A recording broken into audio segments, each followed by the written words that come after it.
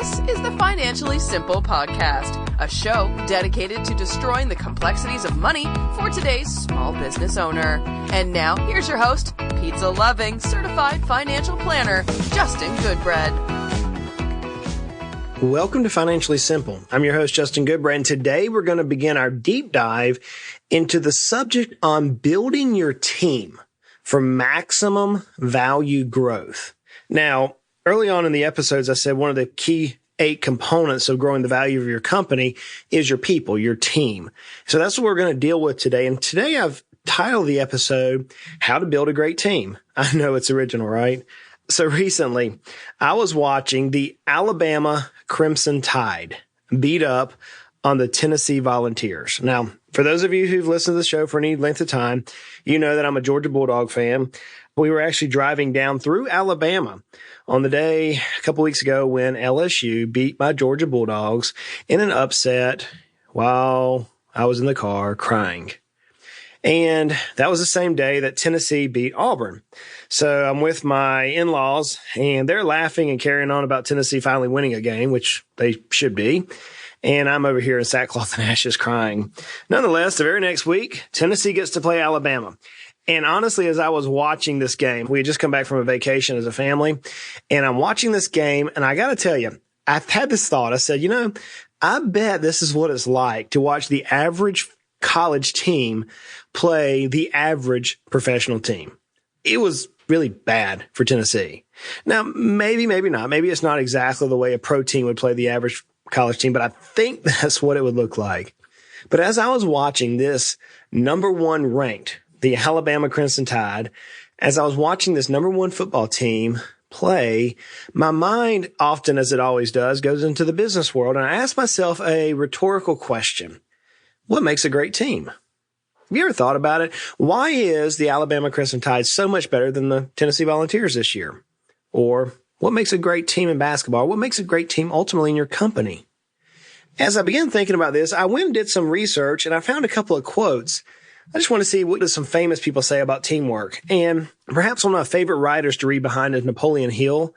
He wrote the book Think and Grow Rich. He wrote the book 16 Irrefutable Laws, 16 Keys to Success. He wrote a lot of cool books in the early 1900s. But he said, it is literally true that you can succeed best and quickest by helping others succeed.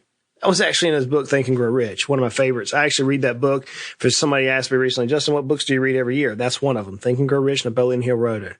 Helen Keller, we know her because of her battle being blind and deaf.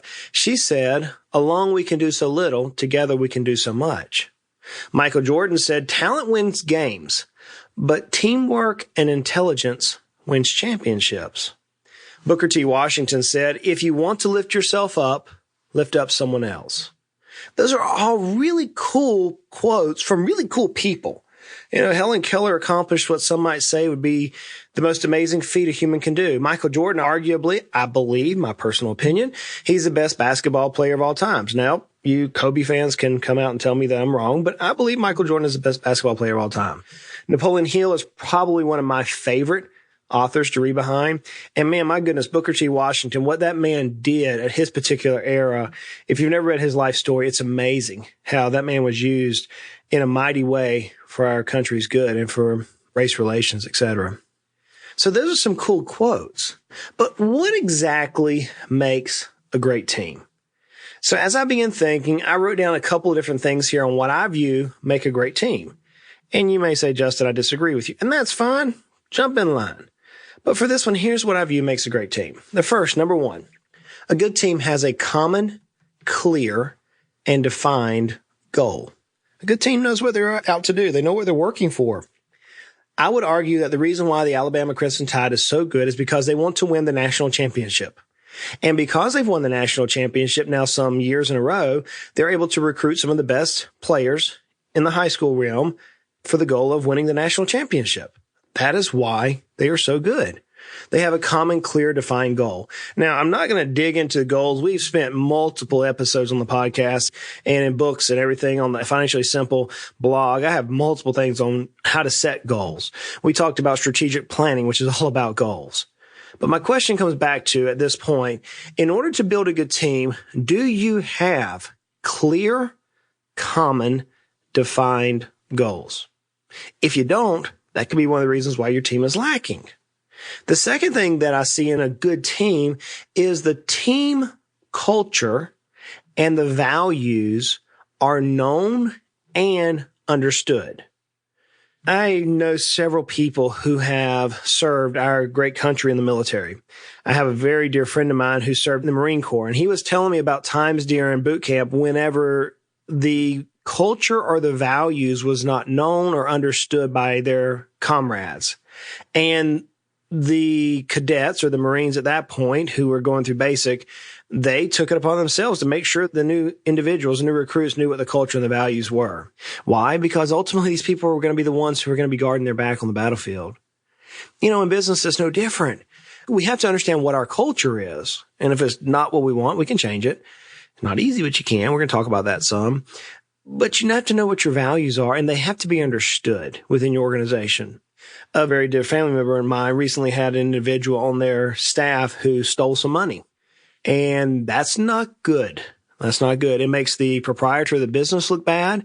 It makes the company look bad. But the client of this particular individual knew the values of this company. And because the values and the culture did not match the actions, everything was resolved without issue. So number 2, the culture and the values have to be the same. Number 3, and I love this one. And it goes against so many things that I deal with in my life. But number 3, there has to be diversity. In a good team, there has to be diversity. I could get on a religious soapbox here, but many times in religion, leaders of religious groups try to get everybody to be uniform and uniformed. They try to get them to wear or to act in a certain way and to give up identity so that they can become almost communistic in nature many times or dictatorial in nature. That doesn't work in business. It doesn't work in religion. We know that it doesn't work in a country. Definitely doesn't work in business. There has to be diversity within your business. If you say, well, Justin, I'm a solopreneur. I had the business all by myself. Yeah, that's true, but your advisors have to be different than you. If you're an introvert, you need an extrovert. If you're an extrovert, you need an introvert. You need to have different backgrounds. Maybe you're someone who's gone to college. You need to hire people who have not gone to college. Maybe you're someone who has extreme religious views. Hire some people without the same religious views. The values can be different. The more diversity there is within the team, the more collective thinking that you can have as we work down through this list, and oftentimes for the betterment of the company. So there has to be diversity. Imagine if the football team, let's bring it back into a simple illustration with Alabama Crimson Tide. Imagine if their football team had all the exact same body builds. Exact same. The line, the running backs, the wide receivers, the quarterbacks, the tight ends, the defensive ends, everybody was the exact same height and weight. Would they be a good team? Well, probably not. Probably not. If they were all little like a running back, well, then they're going to get manhandled on the line. If they were all big like a lineman, the wide receiver's not going to be able to outrun the coverage to catch a pass. So there has to be diversity. And you can have diversity in multiple different ways, but you have to have diversity nonetheless. The fourth thing I see in a team is every player has the right skill in the right role. Now, episode 74, I dealt with the personality profiles, and I dealt with this in detail, so I'm not going to go through it as much. I'm going to talk about it in the analogy of the Alabama Crimson Tide, just because I'm using that as a theme throughout today's episode. Imagine having the person who has great hands being the center, or the person who hikes the football to the quarterback, the man who passes the football, or the lady who passes the football, depending on what sport you're watching. Imagine instead of having the person with the best hands in the center position or on the defensive line position, as opposed to having them as a wide receiver, the person who actually catches the football. Well, that doesn't make any sense. No, you want the person out there with the wide receiver. You want them to be very tall so they can be taller, extend than their opponent on the opposite side. You want their hands to be sure. You want them to be able to catch the ball as it's flying through the air. If it gets touched, they can maneuver quickly. In a football game, you put the individual whose skill set matches that of a wide receiver. In a running back position, you want someone like me, short and stocky, who doesn't get beat up too fast. They just can plow through people, be very nimble, can be quick, but they're typically built like a bulldog. If you look at the running backs on many of these college or professional teams, these guys are huge, but they're short. They're not your big, tall, lanky, triathlon-looking fellas. These are the ones that look like you don't want to wrestle with them. They're going to whoop you. That's the type of personality. Every player has to have the right skill in the right role. So many times in business, I see people place individuals in roles that they're not equipped for, nor do they have a passion, nor do they have a personality profile for that position. And so if you're going to have a good team within your business, you have to make sure you have the right skill set in the right role. Jim Collins said, get the right people on the bus, then get them in the right seat. All we're talking about is putting them in the right seat. Hey, go back and listen to episode 74. I deal with the personality profiles and how you can identify those for your team members and how you can put your right team members' personalities in the right area of your business. The fifth thing I see is everyone contributes their all. Everyone does everything they can. Whenever I played soccer, I can remember our coach saying, leave it on the field. He would say, push and focus 100%. Over and over again. His name was James Frey. Great guy. Love the guy to death. But he would say, leave it on the field, boys. Leave it on the field. What he meant by that is whenever we're out there on that field, whether it's the soccer field or whether it's Alabama Crimson Tide, whoever it is playing the game, whenever that their turn at playing or whenever they are completed with that task, every bit of their energy, their talent, their best, their 110% best has to have been given to that particular game. Now, in business, it's no different.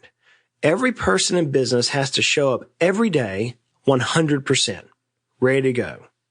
If you ever think about in your business, whenever you are not prepared for the day, how does your day go? Oftentimes, we wander blindly through the day only to find out that we ask ourselves, man, what in the world did we do today?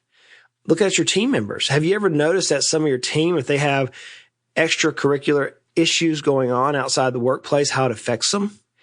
See, one of the things, and we talked about this in leadership, is motivating your team to be there and be present and give 100% while they're in the office. Don't allow the things of the outside to distract them. That's easier said than done, believe me. But it can be done. It can be done. And that is what makes the best team, is when your team members show up ready to give everything for that particular goal, that particular day. The sixth thing I see, and this is a hard one, I see this and it says that every team member is accountable for their results. I was reading a book called The Blame Game, and I pulled this quote out of it, and it says, what is the blame game, you ask? Well, simply put, it's not accepting responsibility and blaming others for outcomes that you don't care for in your life. The author Joseph McGuire in that book deals with the fact, as I simply say, repeating my parents, son, you're not a victim. You're not a victim. Other people cannot. They can try, but ultimately they cannot affect you and your outcome. You're responsible for your own actions. If I heard that once, I heard it 1,000 times growing up. Now I find myself repeating it to my son. Oh, Lordy. I find myself repeating it to him saying, son, you're not a victim. You cannot blame others. You are accountable for your own actions.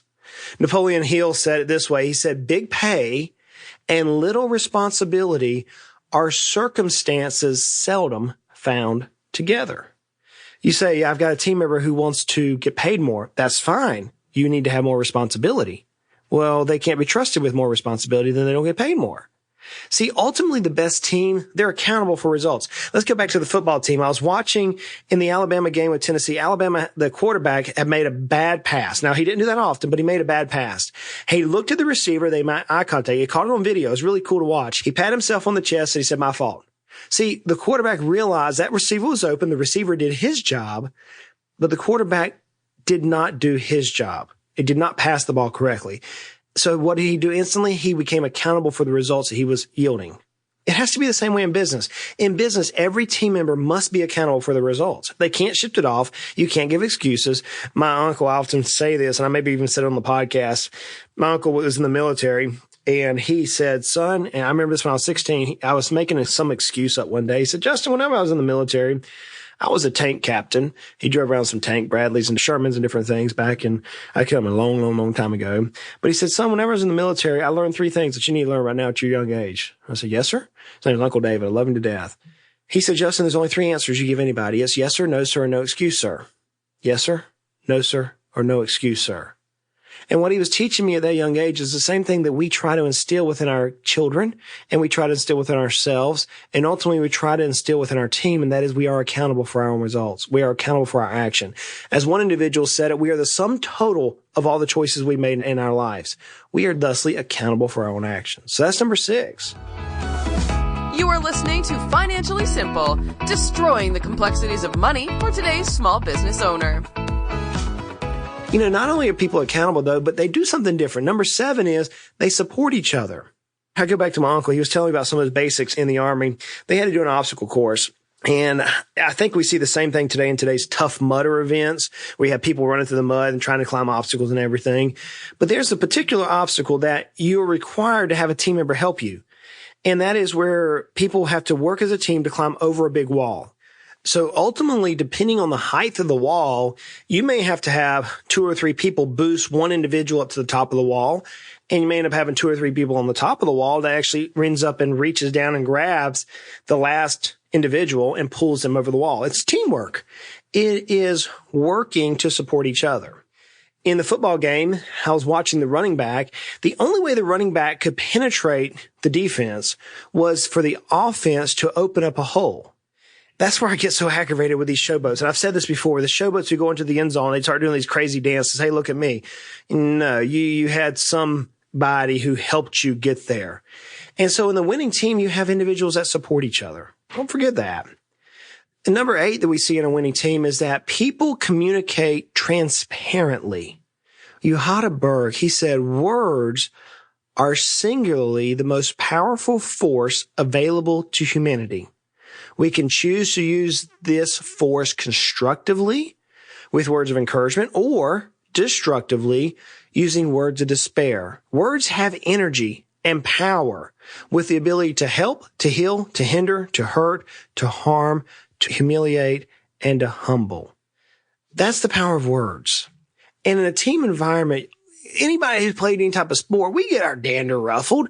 We'll say things on the field that we shouldn't say, but we are communicating openly without agenda.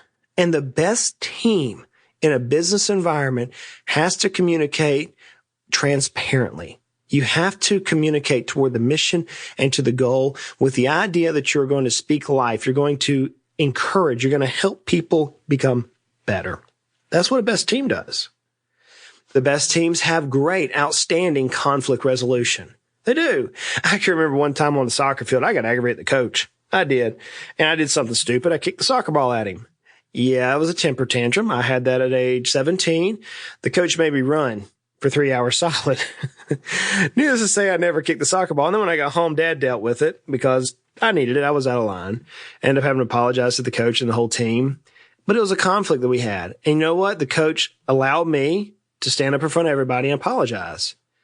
In the professional world, in the college world, I can only suspect that Nick Saban, dealing with the Alabama Crimson Tide, has outstanding conflict resolution. He has to in order to have a best team. So how do you deal with conflict in your business? We're going to talk through that a little bit with people and how to do conflict resolution. Number 10, there is always mutual respect. The best team members respect their fellow team members. You may not be exactly equipped the same way.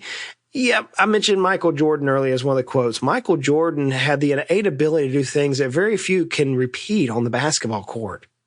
But he respected his team members, and his team members respected him and his ability. There's a little bit of showboating that superstars can do. There is. But even that carries a certain respect with it, that too much can be damaging. And then we see that in today's modern sports arena. But at the same time, we also see where team members will respect each other. I was watching this in this take a knee movement, and I have my opinions on it. It doesn't really matter what they are. In the take a knee movement, there was one team member of a particular team who served his country, and he refused by code of his uniform to take a knee. And he didn't point fingers. He didn't say that what others were doing was wrong, or he never did that. He just said, I can't, out of respect for my uniform and what I did. But his respect of not attacking his team members actually caused his team members to respect him more. And guess what? The entire team stood up, still holding the same beliefs that they were protesting against, but they stood up out of mutual respect for this veteran who served his country and what it meant to him in the take a knee syndrome. So there's always mutual respect. And it has to be. You can't have a team that doesn't have respect.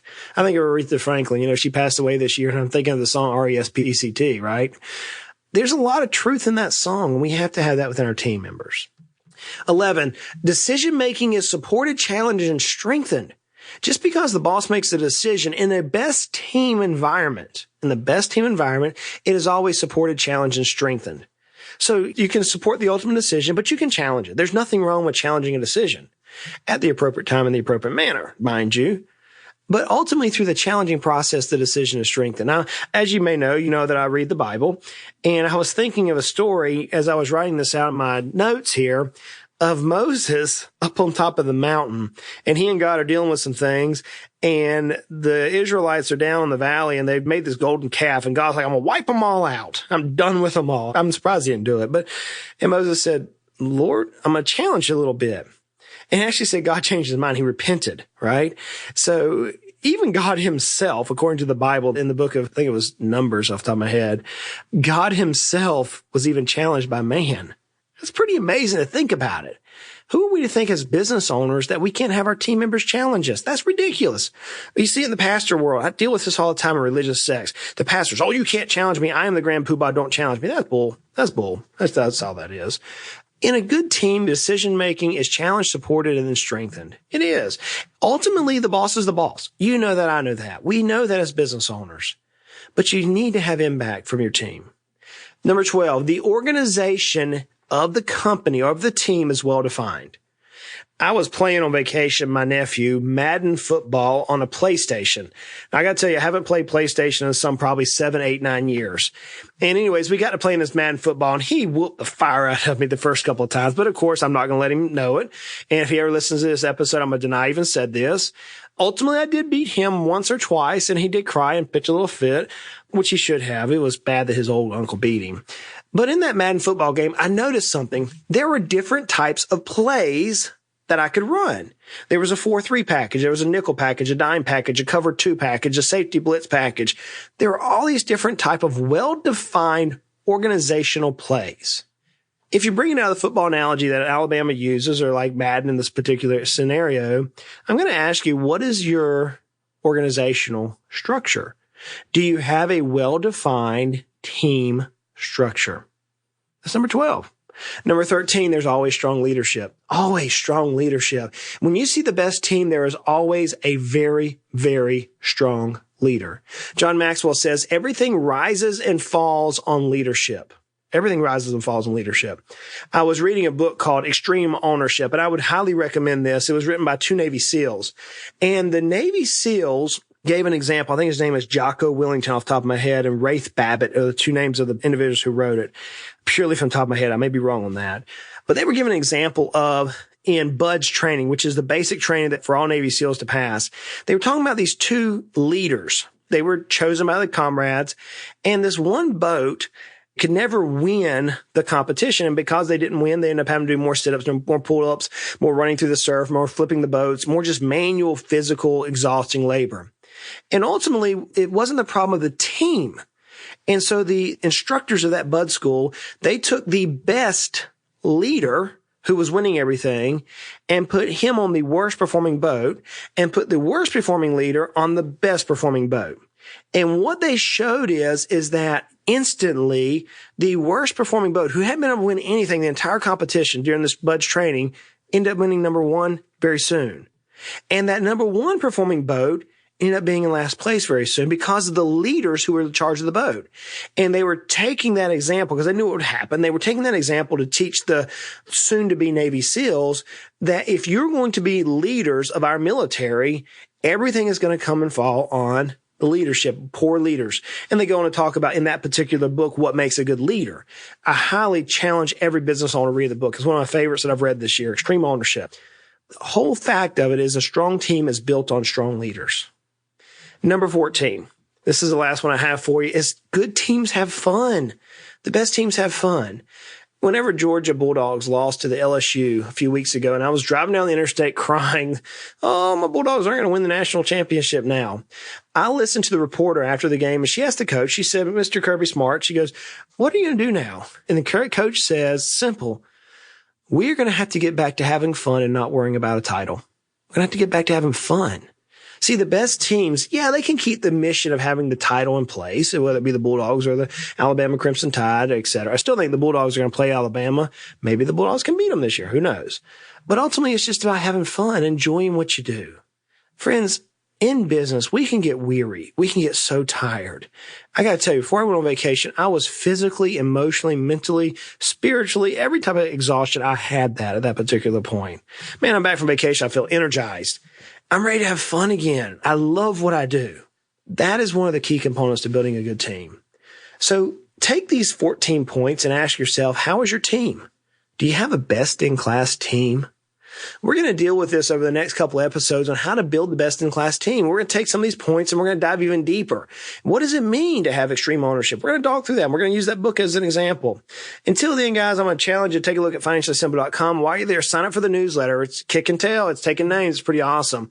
Hey, share the podcast with a friend. And if you do me a favor, just leave us a review. If you like this, if you say, Justin, you're getting better at these. You're still not where I expected, but you're getting better with these episodes. I had somebody send me an email that said, dude, your first episodes were awful. Like, yeah, I know. Like, you're getting better at it, man. Like, cool, thanks. I appreciate it. I'm working, guys. I'm working at it hard. You know, like I said every week, life is hard, life is good, and life can be frustrating. Money doesn't have to be. It doesn't. Let's continue to make our lives at least financially simple. Hey, y'all go out and make it a great day. You have been listening to the Financially Simple podcast. The information in this show is for informational purposes only. This show is not investment advice. Instead, seek help from a competent financial advisor. Justin Goodbread, CFP, is an investment advisor representative of Heritage Investors, a registered investment advisor.